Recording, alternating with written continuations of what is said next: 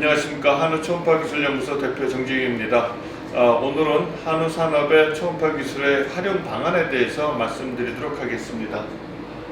발표 순서는 한우산업의 현황, 생산성과 출하 성적, 도처 성적에 대해서 말씀을 드리고, 그 다음으로 향후 전망, 그리고 그 전망에 따라서 지금 상황에 대한 한우산업의 개선을 위해서 초음파기술을 어떻게 활용하는지에 대해서 말씀드리도록 하겠습니다. 우선 보시는 표는 2009년도부터 작년도 22년도까지의 한우 비유구 주당 생산성을 보여주는 그래프입니다. 보시면은 이 표에서 보시게 되면 이 파란색은 생산 원가에 해당하는 사육비고요. 그 다음에 빨간색이 판매 대금입니다. 2009년부터 현재까지 꾸준히 이 생산 원가는 올라간다는 점, 이거 유의해야 될 부분이고요. 작년 기준으로 본다면 비유구 1두당 총 생산비는 1,000만 원이 넘었어요. 1,030만 원, 1,003만 원 정도 들어갔고요. 그 다음에 판매 대금은 960만 원. 그 차이가 바로 마이너스 68만 9천 원. 두당 마이너스 68만 9천의 손실을 순수익에 적자를 가져온 상황입니다.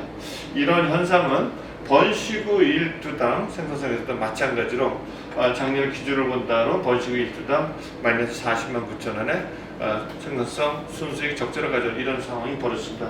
결코 바람직지 못한 상황인 것 같습니다. 그러면 이어서 향후 전망에 대해서 살펴보도록 하겠습니다. 여러 가지 측면으로 향후 전망을 예측해 보았는데요. 수급 차원에서 우선 보겠습니다. 사육 두수와 소비량 전망을 토대로 한번 보겠습니다. 현재 대략 한우 전체 사육수 360만 두가 넘는 것으로 보여지고 있고요. 이러한 추세는 최근 앞으로 향후 한 2, 3년 정도라면 유지 내지는 조금 약보합세로 가지 않을까 이렇게 보고 있습니다. 그런 반면에 우리가 과연 그만큼의 충분한 소비를 해주냐 문제는 그 다음에 수입육의 대체효과 부분을 같이 살펴보겠습니다. 사육 두수는 대략 36만 두 전후로 향후 1년 동안 유지될 것으로 보여지고, 그 다음에 소비량은 기대와는 달리 대략 1인당 국민 1인당 13에서 14kg 사이 이 정도에서 유지될 것으로 보여집니다. 그리고 더불어서 수입육은 연간 대략 40만 톤을 넘는, 그래서 두수는 늘어나는 데 비해서 소비량이 늘어나지 않는, 그래서 어떤 공급 과잉 상황이 유지되지 않을까. 그래서 생산 농가한테는 조금 불리한 상황으로 이어질 것으로 보여집니다. 두 번째는 소비자들의 어떤 소비 경향에 대해서 살펴보도록 하겠습니다. 소비자들은 점차 갈수록 이 건강과 그 다음에 품질에 있어서 좀 여러 가지 까다로운 부분이 있습니다. 연도라든가 이런 부분을 상당히 중요시하는 그런 트렌드로 가고 있습니다. 더불어 수입육에 대한 거부감도 과거와는 달리 상당히 지금 거부감이 없는 이런 상황입니다. 그렇다면 언제든지 상황에 따라서 한우육에 우선적 어떤 선호도는 있습니다만 이건 아마 상당히 이제 움직일 수도 있다, 이런 조심스럽게 걱정되는 부분이기도 합니다. 세 번째는 이제 한우 산업 주변에 손익의 중요한 요인이 되는 그 원가와 관련된 주변 환경을 살펴보도록 하겠습니다. 여러 가지 중에 국제적으로 전쟁이라던가 기후 어떤 이상 변화, 그 다음에 국제 곡물가, 국제 유가, 그 다음에 환율, 최근 3년 사이의 코로나, 기타 여러 가지 내부적으로 국제적으로 환경 규제 등으로 인해서 농가한테는 지속적으로 아마 원가를 갖다가 좀 더 올려야 되는 원가에 대해서 부담이 가중되고 있는 이런 상황입니다. 더불어 어떤 환경적인 측면에서도 보겠습니다. 동물 복지라던가, 그 다음에 탄소 중립, 그 다음에 대체적으로 이러한 베이스와 마찬가지로 톤을 같이 하게 되는데 결을요, 이 대체육, 그 다음에 배양육 이런 부분들이 큰 영향을 미칠 거는 보지는 않습니다만 한우 소비에 약간의 영향을 주지 않을까 이렇게 보고 있습니다. 이상의 상황을 갖다가 수급 측면이라든가 소비자의 트렌드 변화라든가, 그 다음에 원가 환경이라든가 어떤 사회 환경을 감안한다면은 한우 두수는 늘어나는 데 비해서 소비량은 결코 같이 늘어나주지 못하는 공급 과잉 상태로 인한, 그 다음에 원가 향상으로 인한 생산 농가들의 손익은 조금 걱정되는 이런 상황입니다. 이런 상황 속에서 농촌경제연구원하고 한우자주금이 작년 말인데요, 향후 2025년까지의 다양한 각도로 한우 산업의 수급 전망을 한 결과를 살펴보겠습니다. 이 표 오른쪽 하단에 보시게 되면 2002년, 22년, 23년, 24년, 25년, 내년 후년 어느 때보더라도 어떤 방법으로 살펴보더라도 한우 산업의 수급상은 상당히 좀 심각하게 좀 불안하게 좀 안 좋은 상황으로 내다보고 있습니다. 이러한 전반적인 향후 전망을 본다면 한우 농가들은 좀 더 연말이기도 한데요. 새로운 어떤 마음가짐을 좀 가져야 되지 않을까 이렇게 보여집니다. 그러면 이런 상황 속에서 향후 우리가 좀 더 나은 한우 산업을 위해서 개선 방안에 대해서 살펴보도록 하겠습니다. 우선 기본적으로 제가 드리고 싶은 말씀은 생산자로서의 어떤 기본에 충실하자는 건 아니고요. 우리가 한우를 소재로 해서 어떤 생산 행위를 하는 그 목적에 대해서 영리 추구한 점은 다시 한번 당연한 얘기이기도 하지만은 결코 잊어서는 안 될 부분이고요. 과연 그렇다면 나는 그에 맞게끔 제대로 행위를 하고 있느냐, 생산 활동을 하고 있느냐 이런 부분을 살펴보시고, 그 다음에 그렇지 못하냐, 그럼 또 잘 하고 있냐에 따라서 나름대로 부족할 경우에는 그렇지 못할 경우에는 어떤 원인과 대처 방안을 한번 강구해야 되지 않을까. 그 다음에 어떤 개선 방안이 나왔다면은 꾸준히 밀고 추진하는 그런 노력을 보이시면은 지금 아무리 머리가 복잡하고 한우 산업 주변이 복잡하고 혼란스럽다 하더라도 한우 산업의 미래는 좀 밝지 않을까 이렇게 보여지고 있습니다. 이 기본에 충실하자 마음가짐을 우선 1차적으로 말씀을 드리고 싶고요. 두 번째로 우리가 생산자로서 해야 할 부분은 가장 중요한 기본 베이스이기도 한데 원가 절감 개념입니다. 생산비를 줄이셔야 됩니다. 비육 농가든 번식 농가든 일반 사육 농가든지 간에 자기에 처해져 있는 상황에서 불필요한 부가적인 어떤 시간도 마찬가지고요. 이런 어떤 경비를 원가를 상승시키는 요인들은 최대한 찾아서 배제시켜야 된다고 봅니다. 비육에 있어서 좀 구체적으로 살펴보겠습니다. 원가에서 중요한 게 총 원가 중에서 대략 75에서 80%에 해당하는 것이 송아지 값하고 사료 값입니다. 이 두 분이 거의 30%에서 35%, 도로는 40% 왔다 갔다 하면서 항상 중요한 부분을 차지하고 있습니다. 이 부분을 반드시 해결에 대한 최대한의 노력을 우선 가져가야 된다고 보고요. 두 번째로 비육에서 드리고 싶은 것은 사육 기간의 문제입니다. 앞에 표에서 말씀을 못 드리고 지나갔는데 다시 한번 살짝 보면은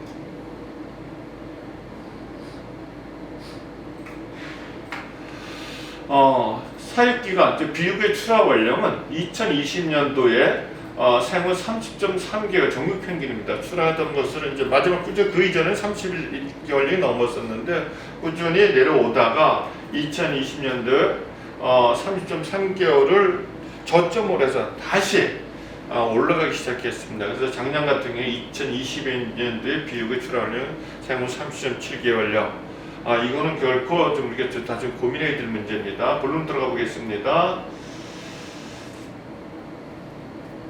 이 부분입니다. 출하 원령은 우리 비육 농가에서 직접적으로 사료비와 관리비 등의 원가 증감 요인이 되기 때문에 검토해 둘 필요가 있습니다. 모든 생산물은 발육 정점이라고 있습니다. 대부분 꼭 그런 건 아닙니다. 그 발육 정점이 최대 생산성을 도출하는 가져오는 그런 시점이기도 합니다. 그런 걸 본다면 지난 자료이긴 합니다만 우리가 과연 30.7개월령, 생후 30.7개월령 출하가 적합 건지는 살펴볼 필요가 있습니다. 이 표는 지난 과거 표이긴 합니다만은 2011년도, 12, 13년도 요때 얘기입니다만은 전반적으로 생후 27개월령 출하가 최대의 손익 분기점을 가져오는 이렇게 됐고요. 그 원인으로서는 살펴보게 되면은 도체중이라던가 그 다음에 여기 이제 등심 단면이 연두색인데요. 그 다음에 등지방 보라색, 그 다음에 파란색 등지방 어느 걸 보더라도 생후 27개월령이면은 이런 어떤 도체 형질들이 발육 정점에 달한다. 이제 간단히 말씀 그때 이제 모든 제품이 다 익었다 이 말씀이 되는 거죠.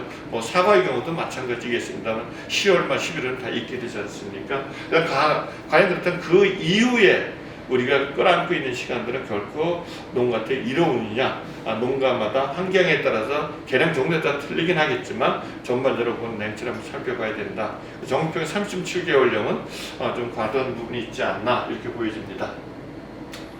그 다음에 마지막으로 세 번째로 우리가 개선 방안으로서 가져야 될 거는 비육의 경우는 비싼 고기를 만들어야 되고 이게 설령 고급육이든 2 플러스 1 플러스든지 간에 브랜드이든지 간에 비싼 고기를 만들어야 될 것이고, 번식 농가의 경우는 비싼 송아지를 갈 수 있는 좋은 암수를 개량해야 되는 이런 부분으로 찾아볼 수 있습니다.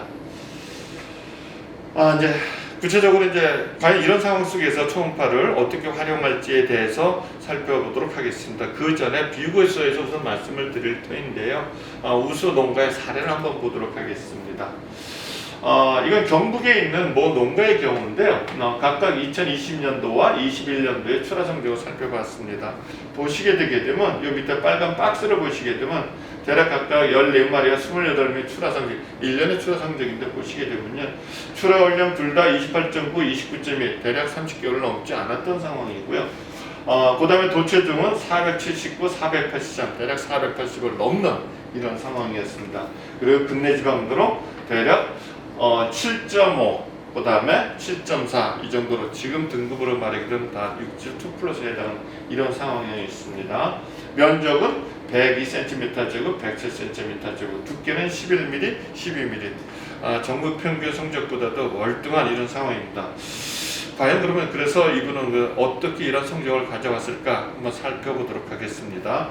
그리고 초음파가 어떤 이러한 결과를 가져오는 역할인지 살펴보도록 하겠습니다. 통상적으로 비교구 사양 관리 프로그램은 이제 보시는 표와 같이 이 표는 2019년도 12월부로 전 모든 그 사료의사 프로그램이 이렇게 많이 좀 바뀌었는데요.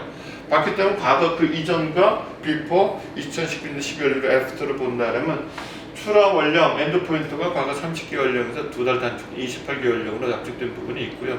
두 번째는 성장 단계, 과거에는 송아지, 육성기, 비육정기, 비육 후 이런 식으로 4단계 이상으로 구분됐던 것이 육성기, 육성비육, 그 다음에 숙성비육으로 3단계 정도로 압축됐고, 그만큼 그 성장 단계 출하 원령 본프로는 이제 길어졌게 되겠죠.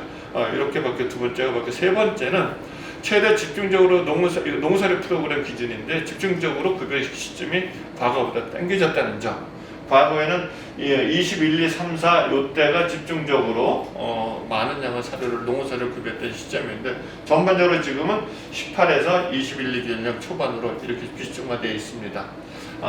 이러한 패턴이 이 모든 프로그램에도 항상 이렇게 주의사항이 달려져 있는데 이걸 보시면 이렇게 되어 있습니다.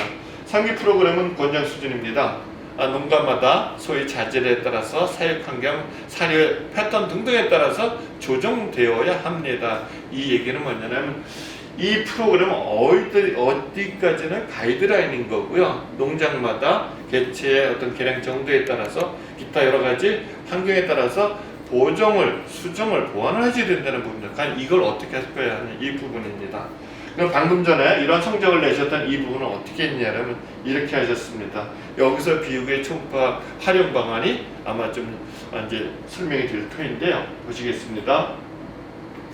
자, 이 표는 그 방금 소개했던 그 농장의 경우인데 생후 12개월령부터 32개월령까지 그 농장에 있는 임의에 이 해당하는 원령들의 한 40도 정도로 갖다 임의로 초음파를 찍은 겁니다. 이걸 갖고서 초음파를 보면 저희가 볼 수 있는 게 등지방 두께, 등심 단면적, 근내 지방도인데 요 세 가지 형질, 이게 소품질, 등급을 결정하는 아주 중요한 결정 요인인데 즉 12개월령부터 30개월령, 즉 어떻게 보면 육성기부터 비육 말기까지 전 기간 그 농장에 있는 개체들에 대해서 초음파를 보고 그 다음에 두께 면적, 근내 지방도에 따른 발육 패턴을 뽑은 것입니다. 이 패턴을 보고서 이게 이제 각각의 빨간색, 보라색, 연두색, 파란색이 각각 형성된 발육 패턴, 이걸 보고서 이 농장은 과연 이 개체들이 어느 시점에 뭐를 더 보강해 줘야 될 것이냐, 이런 부분들을 이 농장주가 적용을 했는데 그 패턴이 그 결과가 이렇게 나왔습니다. 이거 보시게 되게 되면 이 기본적인 프로그램은 아까 보여드렸던 처음 보여드렸던 이 농장에서 쓰고 있는 모 회사의 농우사료 중심의 프로그램이고, 거기서 권장 기준 플러스 이분은 초음파를 통해서 뭘 했냐면은 데드믹스, 그 다음에 알파파 큐브, 티모시 오체들을 이 성장 단계에 따라서 특히 데드믹스는 보시게 되면 생후 6개월부터 후기까지 대략 0.3에서 0.4kg 꾸준히 급여 추가 급여를 했었던 겁니다. 그 외에 알파파 큐브, 티모시는 성장 단계 수준에 따라서 정도에 따라서 좀 예를 들어 1.5에서 한 2, 3, 4kg까지 추가 급여라는 이렇게 해서 이렇게 추가 급여를 함으로써 최대한의 이 농장의 개체들이 정상적으로 최대한의 능력을 발현을 해서 할 수 있도록 사육을 했고 그 결과 이런 결과를 가져온 겁니다. 그래서 지금까지 대부분의 비브이스 초음파는 보통 뭐 25개월령 이후에 출하원령은 4, 5개월령 이때쯤 찍어보고서 그 남은 기간에 어떻게 사육할 것인가에 대한 컨설팅을 하는 수준이었는데 이제는 좀 더 진일보해서 비육 후기에 해당하는 이때가 아니라 육성기부터 어떻게 보면 비육 후기, 중기에 해당하는 권장으로 말씀드린 생후 한 15에서 한 25개월령 사이, 15에서 25개월령 사이 이메두수 대략 한 3, 40도로 갔다가 초음파를 찍고 그 결과를 토대로 그 농장의 개체들의 주어진 환경 여건에서 발육 패턴을 보고 거기에 맞게끔 부족한 부분을 보완해 줄 수 있는 또 강화시킬 수 있는 그런 추가 사료 급여라든가 추가적인 첨가제 급여라든가 이런 쪽으로 농장 컨설팅, 개체 컨설팅이 아니라 농장 컨설팅 개념으로 사용해야 된다, 활용해야 된다. 앞으로의 비유구 초음파는 이렇게 말씀드릴 수가 있습니다. 우리가 보통 암소기능 지금까지 얘기할 적에 보게 되면은 도체적 두께 면적 근내 지방대 예상 유전 EPD 값이 좋은 거 이렇게 됐었는데 좀 더 좀 냉철하게 실질적으로 현실적으로 정의를 내린다면 이렇게 봐야 되지 않을까 봅니다. 암소 개량이란 돈이 되는 번식을 꾸준히 선발 내지는 도태해가는 연속 과정을 암소 개량이라고 말씀드리겠습니다. 그래서 중요한 거는 돈이 되는 번식을 하는 부분인 거고요. 과연 그렇다면 돈이 되는 번식에 대해서 우리가 따져야 될 부분이 뭐냐? 오로지 EPD 값만을 볼 거는 아니라고 봅니다. 가장 중요한 거는 번식 능력, 1년에 일사라는 것이 가장 중요할 거고요. 두 번째, 지금까지 얘기했던 그 예상 유전 전달 능력, EPD 값이든 그게 초음파를 표현형이든지 간에 육질에 대한 능력인 거고, 그 다음에 세 번째가 뭐 후구의 발육이라던가 체격이라던가 BCS 등 어떤 예모, 어떤 그 발육 상태에 대한 기타 여러 가지 뭐 질병 요인도 있겠습니다.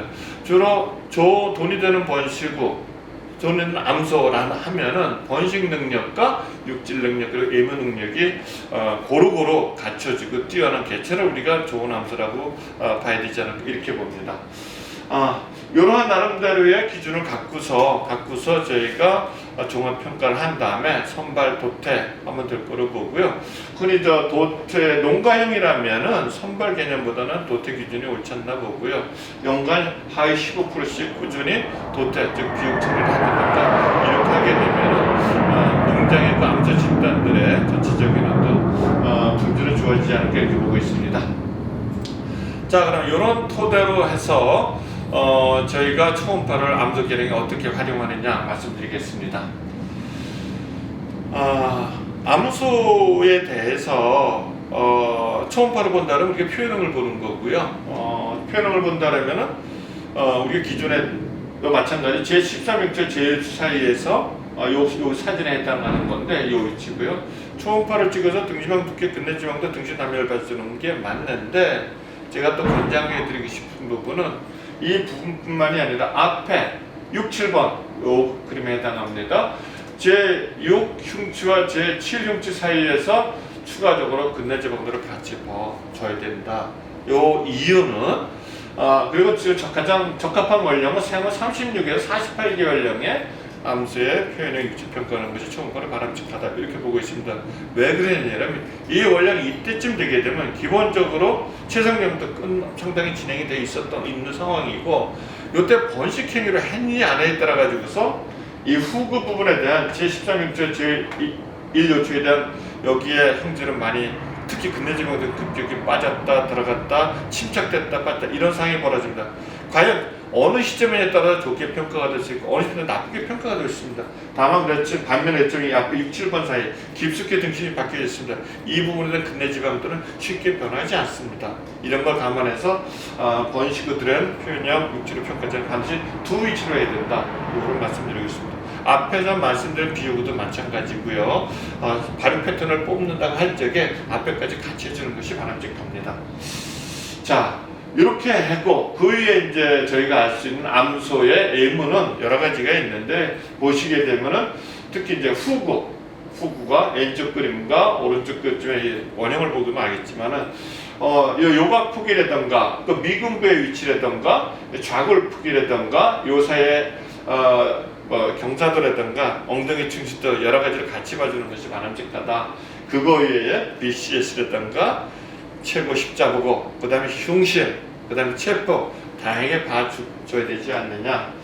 그래서 실질적으로 이거 암수를 그 외에 이제 이런 부분도 있습니다. 이게 이제 전국 번식 농가에 보게 되면 제가 보기에는 잘하는 농가는 그렇지 않습니다. 한 20-30% 정도의 차이는 이렇게 밀발 형태가 있는데 이렇게 얘기되면 번식으로서의 번식구역이 엄청난 예를 들어 젖소의 경우는 유량이 대략 11에서 13% 정도 이제 줄어든다는 스트레스 때문에 있습니다. 이렇게 하게 되면 이 어미가 스트레스를 내서 새끼에 대한 관리도 원활치 못할 거로 보여지고요. 충분히 정상적으로 아마 생산성을 높이는데 악재가 되지 않을까 봅니다. 이런까지 같이 봐서 최종적으로 암수 평가에 있어서는 바람직한 것이 개체별로 번식 능력 앞에서 지금 생략이 되고 넘어가겠습니다. 가장 중요한 게 이제 뭐 분만 간격에 대한 공태 일수라던가 이런 걸로 많이 보고 있는데 저 같은 경우에 가장 쉽게 보는 부분이 산차수로 갖다 원령으로 나눠버리면 손쉽게 볼 수 있는 번식 능력, 분만 번식 능력이 어떤 척도가 되지 않을까 이렇게 봅니다.